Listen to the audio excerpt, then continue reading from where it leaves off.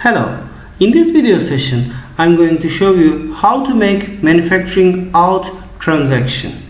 When the factory completes the process and forwards the products for the next phase, then you have to make it out transaction. To do this, click on the docket management and choose order manufacturing entry. First, choose your order from the list.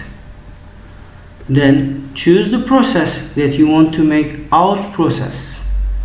Here you can see what is the order quantity, what is the cutting quantity, and what is you already send it, the production area already received into the production. Then you need to click on the manufacturing out button. Here you select the factory, choose the date, then choose the quality. After that, you have to input the quantities. You might have several different qualities, so you have to choose the quality type, then input the amounts of these qualities.